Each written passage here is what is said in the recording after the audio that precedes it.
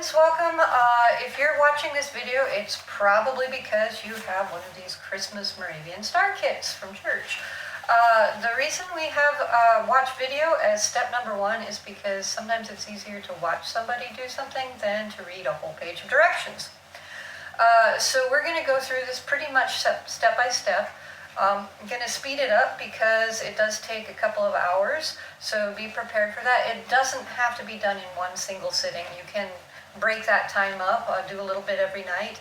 It's also not a hard craft to do, so you can sit and watch TV while you do it. It's pretty easy. Okay, so in your packet, let's talk about what's in there. There's that full sheet of directions that we've already referenced. And then you have two pieces of cardstock that have patterns on them. We've got the large base pattern, the small base pattern, and the point pattern. Those are both on cardstock. And then you're going to have two sheets of vellum. And vellum is kind of this wax papery looking, kind of see-through plasticky paper. And those are going to be for the base. So hold on to those. And then I don't know if the video is going to pick it up, but the other 5 sheets in there are much flimsier, and they've got kind of this sheen to them. It's just this ivory shimmer paper.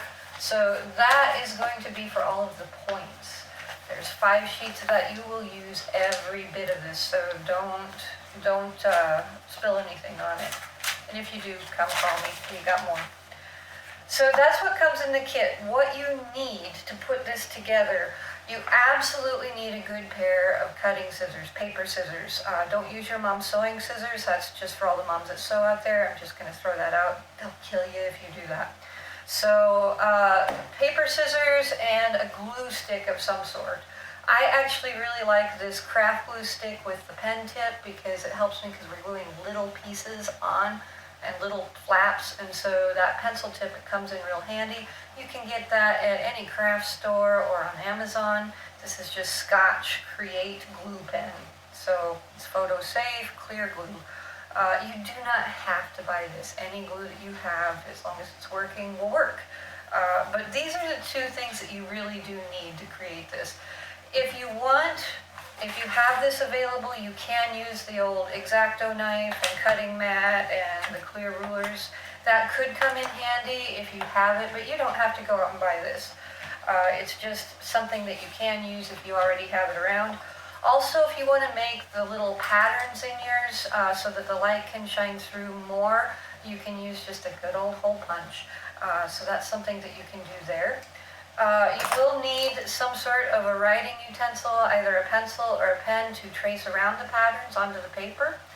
And you actually don't need a ruler. This is just sitting here because, well, it's cool. Okay, getting into this. Step 2 is cut around the outside lines on all of the pattern pieces. So precision actually really counts with this, and what I do is I kind of bring my scissors up to a corner and then I try and cut on the outside of the black lines. When I'm cutting into a point like this, what I do is I draw my scissors up and I try and make them end where I want to end, so that when I snip, it just ends there. So that I'm not over cutting into anything or trying to judge that cut. So that helps on a corner. The other big tip here, then I can bring my scissors into that corner and then go ahead and work on it. So that's a nice wide angle cut right there. Another thing that I often do, getting across here, is I just snip off when I can, because this is all just scrap. It's going to go in the bin. And it's much easier to just not have it in the way. So, if you want to be going like this and going snip, you can. Now, coming back and looking, I'm seeing some white along the edges there. It's really small and hard to see it, but I want this to be very precise, so I'm just going to go back and trim it off. This V is a really tight V. So I'm going to come in, I'm going to cut from this side, and as I get closer, you'll see me draw my scissors back to measure where I want them to end again, so that they end at that point. But this would be really hard to maneuver my scissors around. It's going to get really awkward in there, so I'm going to cut in on the other side too. And this means I have to kind of judge where the scissors are at, but same thing, bringing them up to that point and then getting rid of that point that way. So as you work yourself around, those are just some tips that you can do. So now we have all of our pattern pieces cut out. Our next step, step 3, is cutting out these blue triangles. As you can see, we've already done that with 2 of them. So to cut these out, first we need to make a hole. So we're going to take our scissors, and there's 2 different ways to do this. This is the first one. And you're just going to take it, and you're just going to poke a hole very carefully, a little bit more carefully than that, but that's okay. Make sure not to stab yourself. And now you have a hole. And then you can take that hole and start cutting to the edge of your triangle, and we want to cut on the inside of the blue lines, not the outside. And once you're at your blue line, you can start carefully cutting around that with the tips that we gave you earlier. And make sure not to go too far. Just like that. Now, our next method of cutting out these triangles is to use the hole punch. Instead of poking a hole through it, we're going to use the hole punch to make a hole.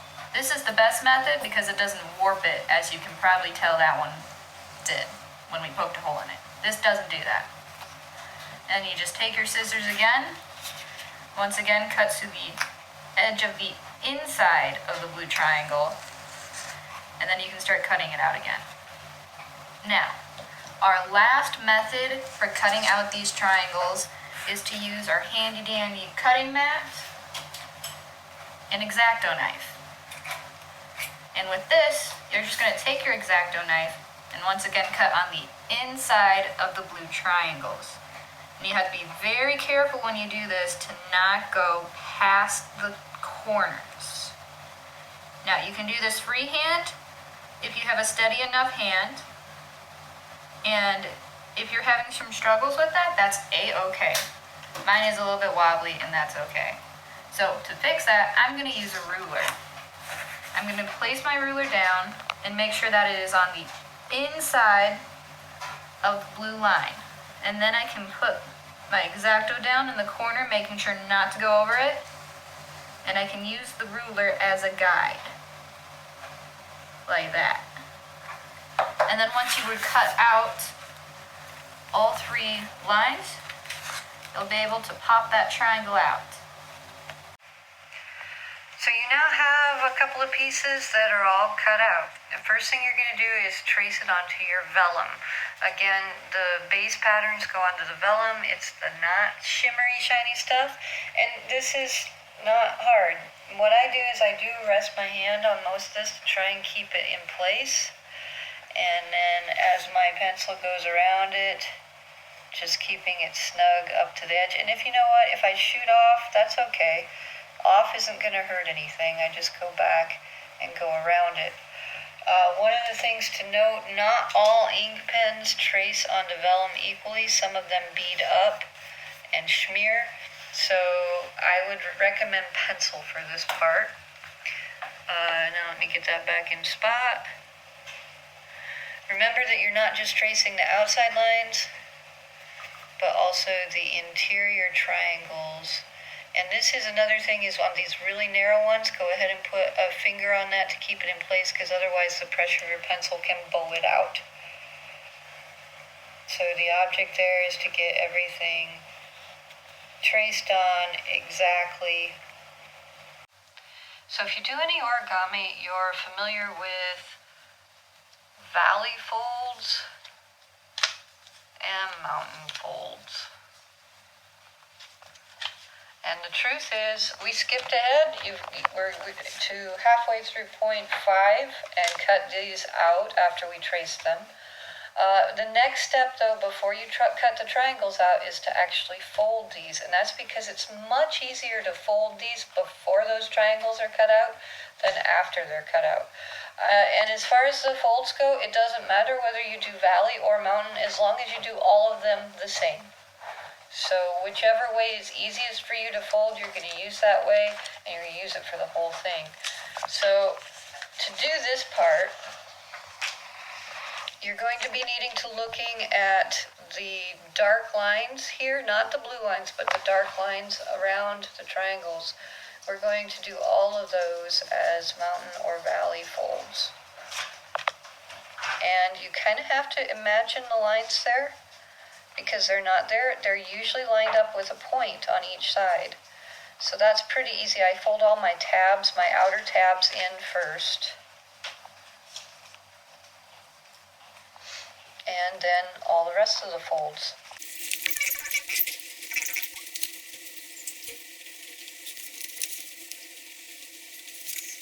Okay, we've got all the tabs done. So now I'm going to kind of fold them back out a little bit so that I can work on the other tabs. So I've got a line coming through here, through any place where there's this double width. Again, I want them to go the exact same way as before. So I find it easiest to line up my tabs around the outside edge, and that gives me that fold. This one doesn't really have that, so just working it and actually lining up the triangles underneath. That's the joy of vellum. Since it's a little see-through, you can see those two triangles. So whenever you can, line things up. That works really good. And if you come to a point that wasn't cut all the way, go ahead and take the time to sharpen that up with your scissors.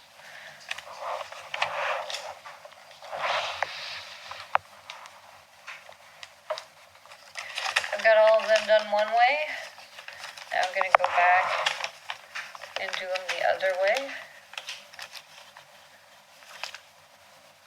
Matching my triangles again. And again, this is so much easier to do with those triangles not cut out.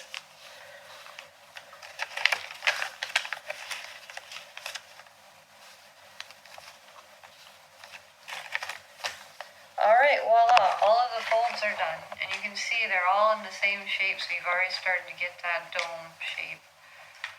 At this point, then I can go back, I can use my hole punch method or scissor method or X-Acto method, and now I can cut these out. Okay, we're ramping up into starting to get this looking like something 3D, but there is one more step before we start gluing.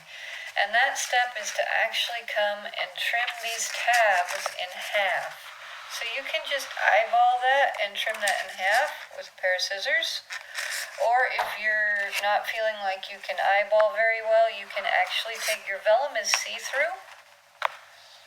And you can take it and put it down over your template, pattern, whatever you want to call this. And you can trace some lines on there to cut.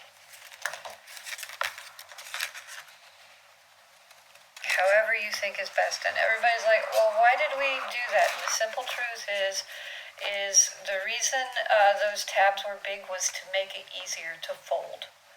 So if you are an experienced paper crafter and you can do the narrow folds with ease, you can actually cut your pattern out at a narrower level. So if you're experienced, that's a quick trip that you can do to go around it. If you haven't done a whole lot of paper craft, go and leave those tabs until this point and trim them now, because it just does make it easier to fold, and folding is one of the harder parts of this.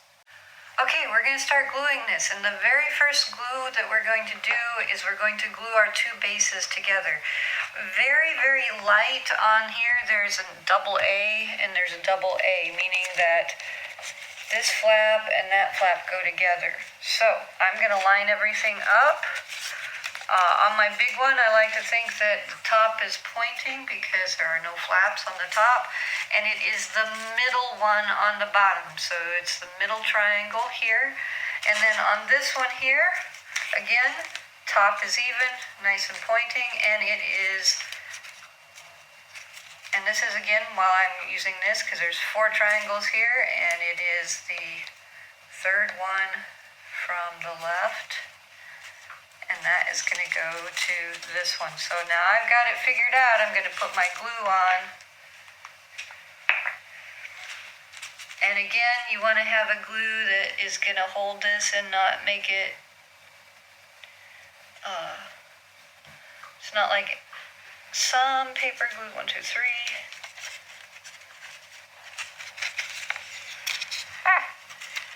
Okay, and then I'm going to get that right in place, hold it down for a minute till it gets a little tacky. This is one of the glues that you might want to let dry for a bit till the next commercial or whatever you're watching, or go do some chores.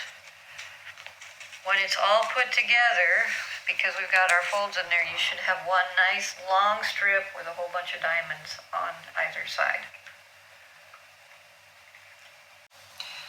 Okay, so now we're ready. This is all holding together. Again, it's a nice train track in the center with all of the little flags on both sides. It doesn't really matter what end you start at, but I'm just going to start gluing alongside, and I kind of do 2 sides at once because I got 2 hands and I can hold it. Again, this is something that is really good to do if you've got something to watch in the background or listen to an audiobook or something like that, or YouTube videos, or your kids playing games on the computer. Whatever you want to do, just because holding this for a couple seconds to let everything get tacky, well, it's kind of slow going, so we're going to speed the video up.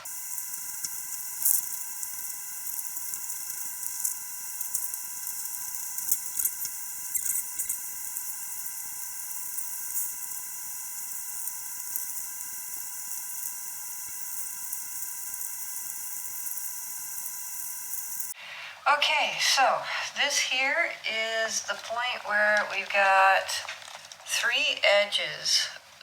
The bottom and the top are coming together, and we've got 3 edges to glue at once. Pro tip here, let everything else dry before you do this. I'm not going to because I'm bumping into my bedtime, but if you want this to go pretty easily, let all of those other glue seams dry first. All right, so we're gonna, on this last one, we're gonna hit all 3 of those edges. Again, this is where the glue pen comes in handy because I need to get into those narrow spots.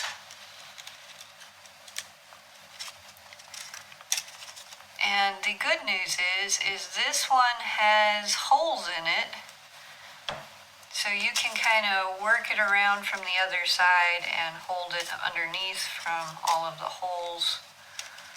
Again, just tapping down the glue along the length of the tab, like we've been doing with all the rest. And you're gonna notice this is not perfect, and that's okay. Stars, flowers, those things, they're not perfect. And it's all right if this is not perfect. It does not have to be a perfect 20-sided shape. If there's some give and stuff, that's all right. It's still gonna look pretty. And we're just gonna try and get that to match up as good as we can. And just trying to hold it in place. And again, if everything else is dry and not coming apart, it does work a little better. Okay, night 1. Like I said, this is a several-hour project. So pace yourself. You don't have to sit down and use a whole day to put it together. We're done for the night. Okay, so hopefully this is dried and you're ready for the next part, which will be making these points that will be going right on and gluing on each of those. So you're going to be making 20 of these. Probably the most important tip I can give you is to pay attention to the layout guide and the instructions. You need to get 4 points out of every sheet of paper, and there's really only one layout that can do that with. So you take with your tab side off to the left. I start on the very bottom of mine, and I will start here and go around it, and move this over, go around it again, turn my sheet, and do the same thing over here, which gives me a layout like this. So pretty easy. There's only one way that those fit all on there, and that's how come there's a pattern guide there. Then you cut these out, and getting ready to fold them. Now this one's already been folded, but I thought it would be easiest to show you that way. Once again, you're going to basically start by folding all of the folds to the same direction. So I start with my tabs. I usually start with the one in the middle, then over here, then over here. The order doesn't really matter, whatever works best for you. Get all my tabs in, open up my tabs, and then what I do is I line up the tabs to get the long lines here on both of those. So that gives me that shape. At this point, we're going to do the exact same thing we did with the base, and that is to cut our tabs in half. Again, if you're an experienced paper crafter, you can just cut your tabs to size initially, but if you haven't worked with paper a lot, and even if you have, I find that folding larger tabs is way easier than folding the really narrow ones like this. At that point, then you're basically going to take, and with your glue, you're going to glue along your long side here.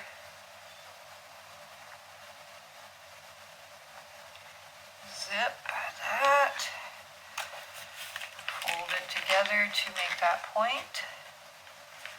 And again, in folding and in gluing, I find it's really helpful to make sure that I am tapping down that seam along the whole length of it. It's a long seam, so you might have to hold it for a couple seconds for it to get tacky. And that also depends on the type of glue that you have. All right, so there's one done, 19 more to go. Okay, this step is kind of self-explanatory. You're going to take, after these have dried, your points have dried, you're going to take your glue and go along the base of your point on those narrow tabs. And then you're just going to find triangle and place it. You want to make sure that you're looking at your triangle from all angles, trying to get that centered as well as you can so that all the other triangles fit as well. So again, you're just going to hold it for a couple seconds for that glue to get tacky before you put on another point. And eventually, you will end up with something that looks like this, with all 20 points. Congratulations, you've got this done. The big thing is just getting this back to the church by November 7th so that the team can get it all ready to go up for the Christmas season.